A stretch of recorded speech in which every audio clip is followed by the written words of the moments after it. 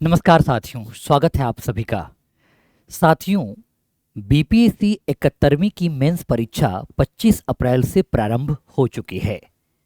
पहला paper S A का paper complete हो चुका है, जनरल हिंदी का पेपर कंप्लीट हो चुका है और आज जीएस पेपर 1 परीक्षा कंडक्ट कराई गई। आज हम चर्चा करने वाले हैं कि जो 71st बीपीएससी मेंस में जीएस 1 का जो पेपर रहा वो कैसा पेपर रहा है, किस टॉपिक से एग्जामिनर ने ज़्यादा क्वेश्चन पूछे हैं और क्वेश्चन का लेवल क्या रहा। अगर मैं बात करूं जीएस पेपर 1 को लेकर तो आज का लेवल बहुत शानदार रहा है। ये नहीं कह सकते कि विद्यार्थियों के लिए हल करने में कोई दिक्कत आएगी। प्रश्न बहुत सामान्य प्रकृति के पूछे गए हैं और मेंस के सिलेबस को लेकर बीपीएससी को में अक्सर एक बात कही जाती है कि वो पहले के कई वर्षों के पैटर्न पर ही आधारित होते हैं। इस बार भी वही प्रीवियस ईयर पैटर्न देखने को रहा। हाँ, ये जरूर कहा जा सकता है कि जो डीआई का पेपर रहा, पिछले वर्ष का जो डीआई का पेपर था वो बहुत ज़्यादा थकाने वाला पेपर था। तो लास्ट ईयर के अगर कंपैरेटिवली देखा जाए तो थोड़ा सा सामान्य रहा है, लेकिन हाँ पेपर बहुत बढ़िया पेपर रहा। हम देखते हैं पेपर के अंतर्गत क्या क्या बातें रही हैं। अब देखो, आप गौर करोगे कि जीएस पेपर में कितने खंड पूछे जाते हैं। जीएस पेपर 1 की जब मैं बात करूं तो 3 खंड में पेपर पूछे जाते हैं। 3 खंड में, जिसमें से 3 खंड की अगर आप बात करो तो एक तो होता है section A. Section A total 114 अंक का पूछा जाता है और 114 अंक में हिस्ट्री और आर्ट एंड कल्चर पूछे जाते हैं। एक तो इंपॉर्टेंट सेगमेंट होता है हिस्ट्री और दूसरा होता है आर्ट एंड कल्चर का सेगमेंट। वहीं साथ ही साथ आइडियोलॉजी का भी सेगमेंट रहता है, विचारधारा वाला भी सेगमेंट रहता है। सेक्शन बी के अंतर्गत भी 114 अंक के प्रश्न पूछे जाते हैं। यहाँ भी 114 अंक आते हैं, बट यहाँ पर current affair and IR international relation से सवाल पूछे जाते हैं। और तीसरा सेगमेंट होता है जो कि डीआई है, डेटा इंटरप्रिटेशन, और यहाँ से 72 अंक के पेपर पूछे जाते हैं। जीएस पेपर 1 स्कोरिंग होता है। अगर आप गौर करोगे बाकी पेपर के तुलना में तो जीएस पेपर 1 जो है ये स्कोरिंग पेपर होता है, क्योंकि जीएस पेपर 2 जो है वो विद्यार्थियों को थोड़ा सा चुनौती देता है, लेकिन जीएस पेपर 1 स्कोरिंग पेपर होता है। अगर आप इसमें गौर करोगे टोटल कि 300 अंक में से आप 185 प्लस अंक ला सकते हो, 180 से अधिक अंक ला सकते हो अगर खूब बढ़िया से इस पेपर को मेहनत करके अटेम्प्ट करते हो तो। अब देखते हैं कि किस प्रकार के प्रश्न पूछे गए हैं। अब आप गौर करोगे, पहले प्रश्नों पे आते हैं तो सबसे पहला प्रश्न पूछा गया बिरसा मुंडा। देखो, मैं विद्यार्थियों को अक्सर एक बात बताता हूं कि साथियों एक बात याद रखना, जो ट्राइबल रिवोल्ट का चैप्टर है वो मेंस के लिए बहुत इंपॉर्टेंट है, जिसके अंतर्गत संथाल विद्रोह, ताना भगत विद्रोह और मुंडा विद्रोह, ये 3 है जो चर्चा में रहता है। और हर साल रेपिटेशन के आधार पर कभी संथाल विद्रोह से प्रश्न पूछ लिया जाता है तो कभी मुंडा विद्रोह से प्रश्न पूछ लिया जाता, और अभी तक ताना भगत मूवमेंट को लेकर के प्रश्न नहीं पूछे गए हैं। संथाल या मुंडा, इन्हीं दोनों में से पूछा जाता है और हर वर्ष एक प्रश्न पूछा जाता। मैं बिहार स्पेशल के अंतर्गत इन सारे सेगमेंट को डिटेल से पढ़ाता हूँ। जो भी विद्यार्थी मेरे बिहार स्पेशल में होंगे उनको आइडिया होगा। तो यहाँ पे बिरसा मुंडा के बारे में प्रश्न पूछा गया, आसान सा पेपर है। बिरसा मुंडा के नेतृत्व में 1895 में आंदोलन शुरू हुआ जो कि 1900 तक चला था, छोटा नागपुर पठार के क्षेत्र में, और वहाँ पे खुटकुट्टी व्यवस्था थी, उसको लेकर के एक मूवमेंट हुआ था। ये धार्मिक सुधार व्यवस्था के तौर पर पहले हुआ, फिर अंग्रेजों से भी इन्होंने लड़ाई लड़ी, बिरसा मुंडा आंदोलन। दूसरा, ये ट्राइबल रिवोल्ट के टॉपिक है और यहां से हमेशा पूछा जाता है। तो जिन बच्चों को अगले साल पेपर देना है वो ध्यान रखें, इस टॉपिक को अच्छे से प्रिपेयर कर लेना है। दूसरा है इंडियन काउंसिल एक्ट, संवैधानिक विकास, ये भी एक फेवरेट टॉपिक रहा है और यहां से भी हमेशा सवाल देखने को मिला है। संवैधानिक विकास के टॉपिक से भी, यहाँ से भी आपको हमेशा क्वेश्चन देखने को मिलेगा। जैसे 1773 के रेगुलेटिंग एक्ट से लेकर 1947 का जो इंडियन इंडिपेंडेंस एक्ट है, जो 8-10 एक्ट टोटल पूछे गए हैं, उनसे बारी बारी से प्रश्न पूछा जाता। अब ये 1909 का मॉर्ले मिंटो अधिनियम या भारतीय परिषद अधिनियम शुरू किया, जो कि जॉर्ज अरुंडेल समिति के सिफारिश पर शुरू किया गया था। इसकी खास बात है कि एक तो केंद्रीय विधायी परिषद में सदस्यों की संख्या में वृद्धि की गई थी, मुस्लिम वर्ग के लिए पृथक निर्वाचन प्रणाली प्रारंभ किया गया था और विधायिका के सदस्यों के अधिकारों में वृद्धि की गई थी, जैसे उन्हें बजट पर संकल्प प्रस्ताव पारित करने का अधिकार और या तो पूरक प्रश्न, सार्वजनिक महत्व के मामलों पर पूरक प्रश्न पूछने का अधिकार भी दिया गया था। तो इंपॉर्टेंट है। लेकिन यहाँ पे इस एक्ट में एक इंपॉर्टेंट बात ये हुआ कि सेपरेट इलेक्टोरल सिस्टम को लाया गया, पृथक निर्वाचन प्रणाली, और जो कि भारत में सांप्रदायिकता का एक नींव था, जिस सांप्रदायिकता को, जिस कम्युनलिज्म के जो सेंटिमेंट को ब्रिटिशर्स के द्वारा प्रमोट किया जा रहा था डिवाइड एंड रूल पॉलिसी के अंतर्गत, उसको मजबूती के साथ स्थापित करने में मॉर्ले मिंटो रिफॉर्म ने एक बड़ी भूमिका निभाई थी, और जिससे समाज में सांप्रदायिकता बढ़ा और जिसका परिणाम अंत में हिंदू मुस्लिम में फूट और अंत में 1947 में भारत के विभाजन के तौर पर आप देखते हो। तो ये बहुत आसान सा सेगमेंट पूछा गया। आगे बढ़ते हैं। तीसरा सेगमेंट, बिहार में पश्चिमी शिक्षा का प्रभाव, है ना। विद्यार्थियों देख लो, अभी ऑफलाइन की क्लासेज में मैंने बिहार स्पेशल कंप्लीट किया था और इस सेगमेंट को मैंने डिटेल से पढ़ाया था और मैंने कहा भी था कि यहाँ से क्वेश्चन हमेशा पूछे जाते हैं अल्टरनेट ईयर पर, इस साल भी पूछा गया।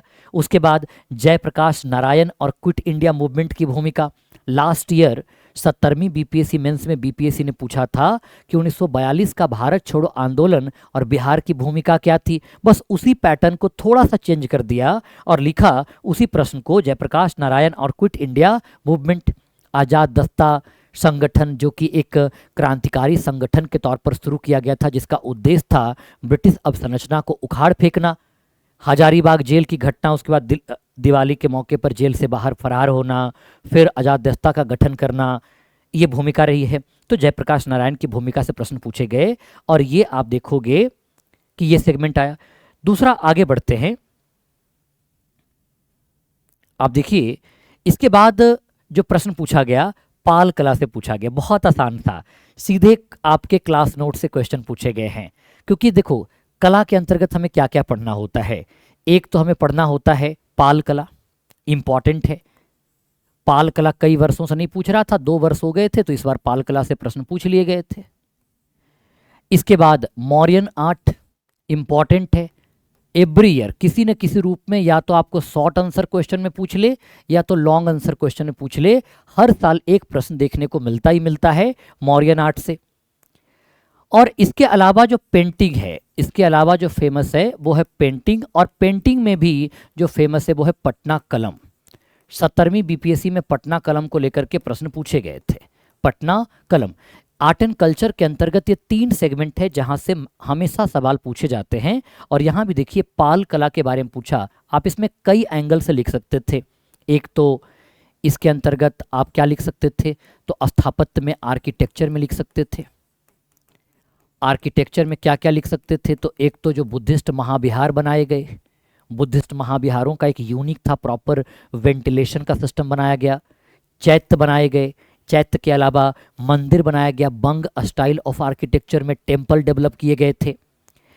दूसरा जो आपका है यहाँ पर वो है स्कल्पचर, ये बहुत फेमस है। और स्कल्पचर में देखा जाए, मूर्ति कला में देखा जाए तो पालों के अंतर्गत बहुत ज़्यादा विकास हुआ है। एक धीमन और बिठपाल नालंदा के 2 कलाकार थे, मूर्तिकार थे, और धीमन और बिठपाल के समय काल में पाल कला चरमोत्कर्ष पर पहुंचा। धर्मपाल और देवपाल दोनों के शासनकाल में धीमन और बिठपाल रहे। और मूर्तिकला 3 प्रकार की है। एक तो कांस्य मूर्तिकला, ब्रॉन्ज, जो सायरे परड्यू मेथड, जो हड़प्पा काल में सायरे परड्यू मेथड प्रयोग में लाया जाता था, उसके अंतर्गत हमें देखने को मिलता है। इसके अलावा दूसरा आप देखोगे तो स्टोन स्कल्पचर रहा, तीसरा टेराकोटा स्कल्पचर रहा, इंपॉर्टेंट है। और जो किस प्रकार के बनाए जाते थे मूर्तियां, तो रिलीजियस भी और नॉन रिलीजियस भी। रिलीजियस के अंतर्गत Hindu God and goddess, Buddha God and goddess, Buddhism के गॉड एंड गॉडेस बनाए गए। और तीसरा जो है वो पेंटिंग, पेंटिंग में जैसे मैन्युस्क्रिप्ट पेंटिंग किया गया, प्रज्ञा पारमिता, तो इनके अंतर्गत लिखना था, आसानी से हम लिख सकते थे। उसके बाद भारतीय संस्कृति में रविन्द्रनाथ टैगोर, रविंद्र संगीत के बारे में हमने डिटेल से चर्चा किया था।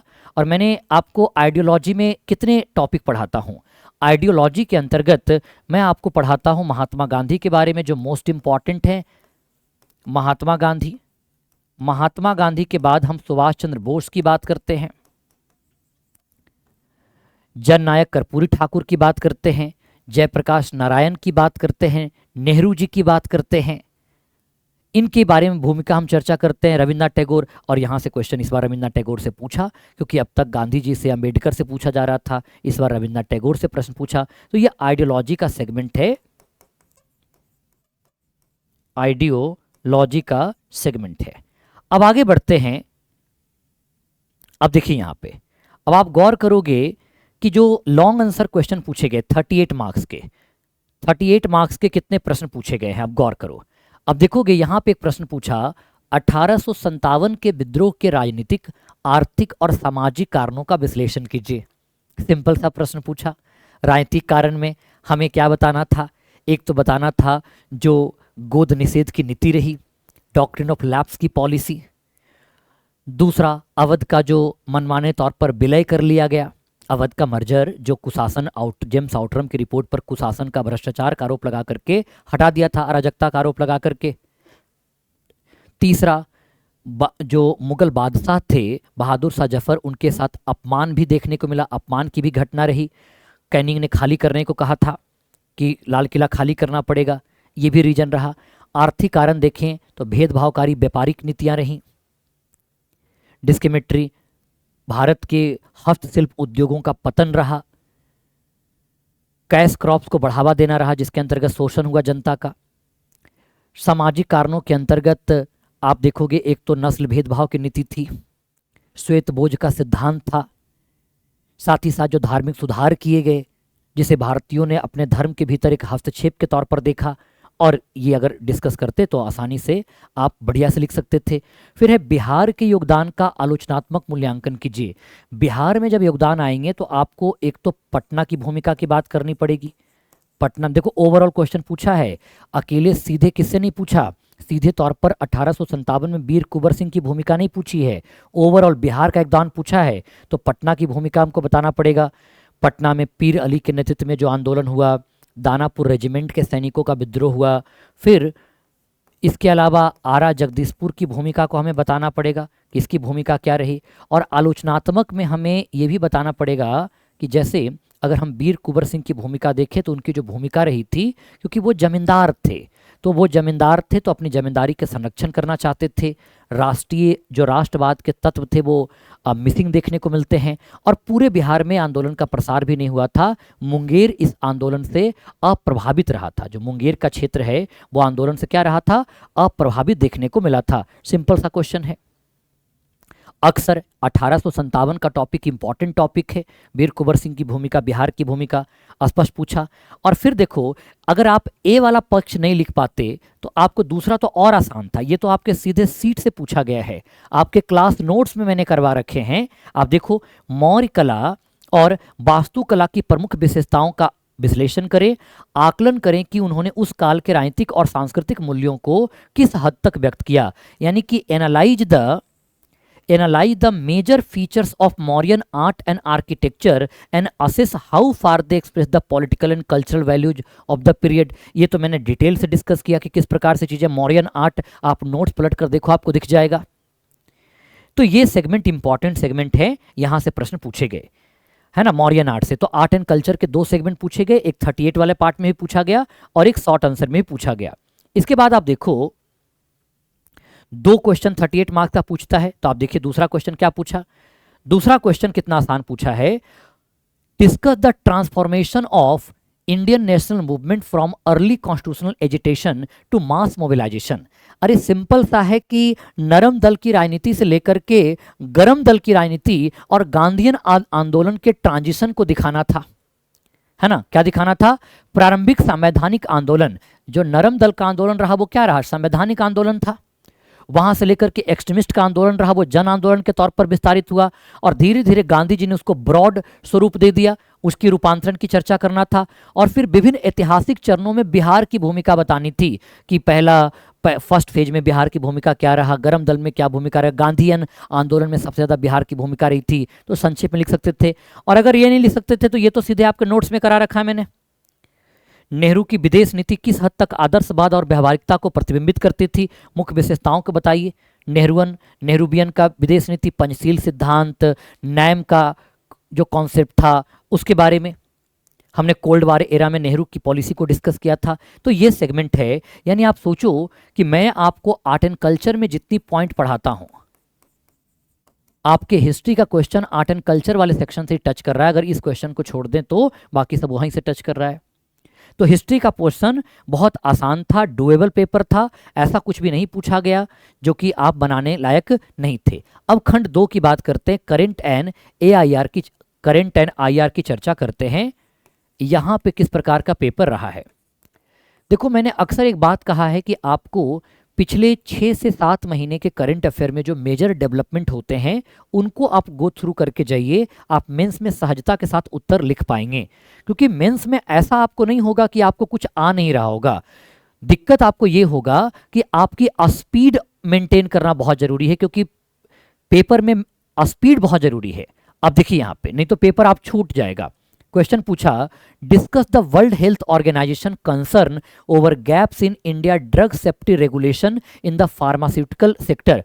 अभी ये मामला काफी चर्चा में रहा था, क्योंकि हाल ही में WHO की मीटिंग ऑर्गेनाइज की गई थी, वार्षिक बैठक जो होती थी उसमें ये सारे मामले पर चर्चा हुआ था और उसी संदर्भ में क्वेश्चन पूछ लिया गया। Write a note on the role of Adi Karmayogi Abhiyan and tribal vision 2030 declaration towards greater decentralisation. Current affair का पोर्शन पूछा गया।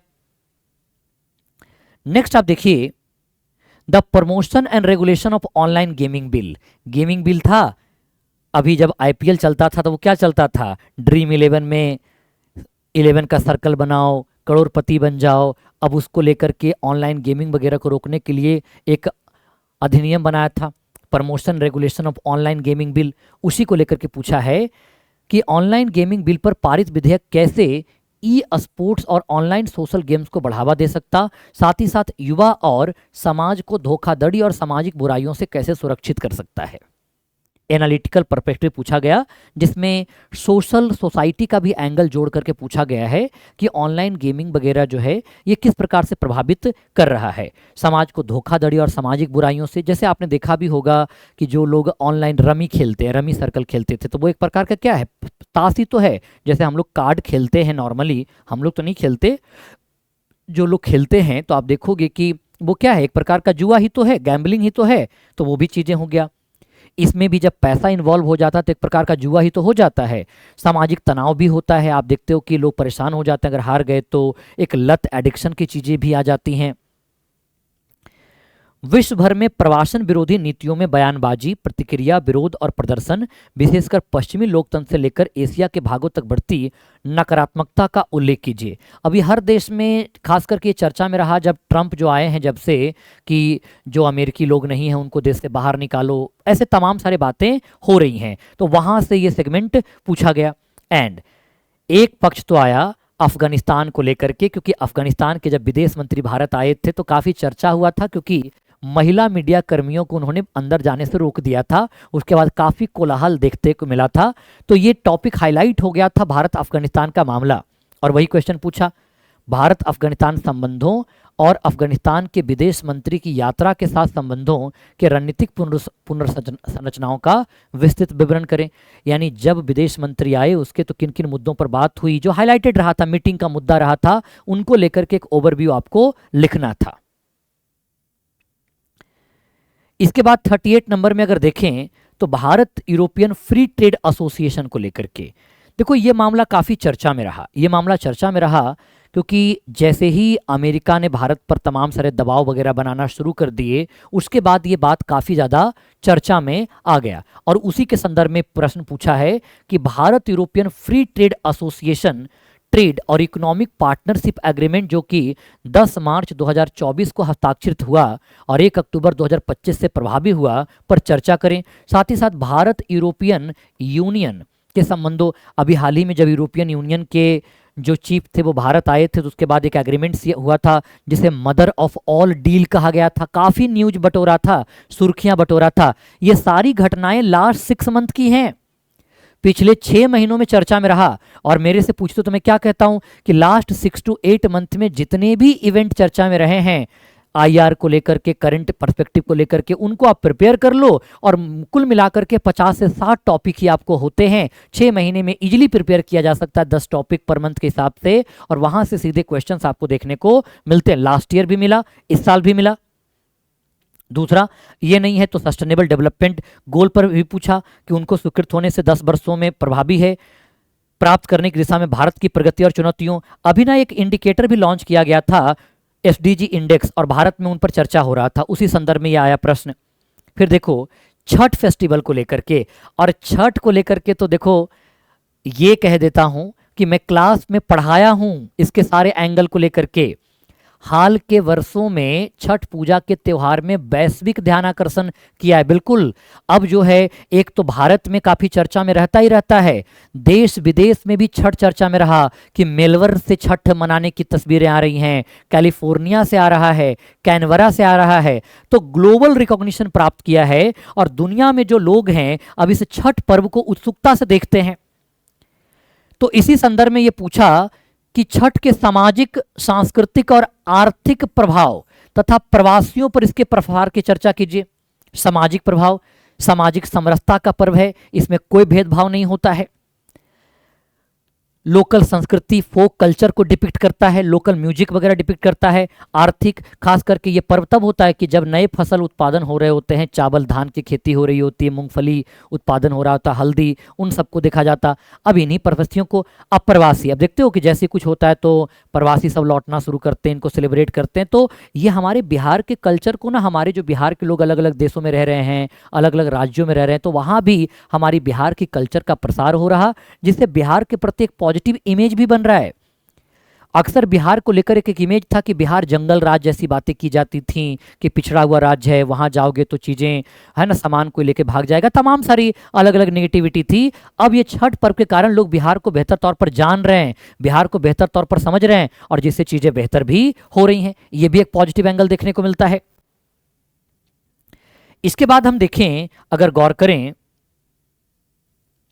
तो इसी में एक और प्रश्न पूछा, देश में बिहार प्रधानमंत्री formalisation micro food processing enterprises upgradation को लेकर के शहरी और ग्रामीण क्षेत्रों में। अब देखो ये काफी क्लिष्ट डिफिकल्ट क्वेश्चन पूछा, लेकिन पहला हमारा छठ वाला जो आसान पूछा था, इजीली से हम छठ वाला क्वेश्चन को क्या कर सकते थे, बना सकते थे। तो ये सेक्शन 2 था। सेक्शन 3 जो है बिल्कुल डीआई का था, और डीआई को लेकर के साथियों मैंने हमेशा एक बात कहा है कि आप लास्ट 10 ईयर का क्वेश्चन बनाकर जाओ, लास्ट 10 ईयर पीवाईक्यू बनाकर जाओ, क्योंकि एग्जाम में मैं आपको बताता हूं, आप एग्जाम में जब बैठोगे ना तो आप इसे सोल्व करने की स्थिति में नहीं रहोगे, क्योंकि स्पीड मेंटेन करना बहुत जरूरी है, और स्पीड भी, और स्पीड के साथ साथ आपको एक्यूरेसी भी मेंटेन करना बहुत जरूरी है। जब तक स्पीड और एक्यूरेसी मेंटेन नहीं करोगे तब तक पेपर को करना मुश्किल हो जाएगा। तो अगर और 4-5 प्रकार के ग्राफ पूछते हैं, bar graph, table graph, pie chart, line graph, है ना, और मिक्स ग्राफ, ये 5 प्रकार के ग्राफ पूछे जाते हैं। अगर आप लास्ट 10 ईयर के क्वेश्चन को बेहतर तौर पर प्रैक्टिस करके जाते हो, अपने मेंटर टीचर्स उसको चेक करा के जाते हो, तो आप इस सेगमेंट को बढ़िया कर सकते हो। और इसमें डीआई में से टोटल 72 मार्क्स पूछा जाता, और ये 72 मार्क्स स्कोरिंग होता है कि आप 72 में आउट ऑफ 72 मार्क्स प्राप्त कर सकते हो। तो ये रहा। और मैंने क्या कहा कि पिछले वर्ष की तुलना में देखा जाए तो इस साल थोड़ा सा कम कैलकुलेटिव था, पिछले साल थोड़ा ज्यादा कैलकुलेटिव था, इस साल थोड़ा सा कम था। बाकी तो ऑब्वियसली ये पेपर जो है वो कैलकुलेटिव रहता है, ठीक है ना। तो ये था आज का पेपर जो आप देख सकते हो, और इसके आधार पर, इस पेपर के आधार पर आप अपनी तैयारी को बेहतर बना सकते हो, चीज़ों को बेहतर कर सकते हो, ठीक है। तो आप बताइएगा कि इस पेपर को देखकर आप कितना सहज महसूस कर रहे हैं और आपकी तैयारी किस स्तर की पहुंची है। अपनी तैयारियों की कमियों के बारे में हमें कमेंट बॉक्स में बताइएगा, तैयारियों के पॉजिटिव एंगल के बारे में भी हमें कमेंट बॉक्स में बताइएगा कि आप इसको लेकर के क्या सोच रहे हो, ठीक है। चलो, बहुत बहुत धन्यवाद।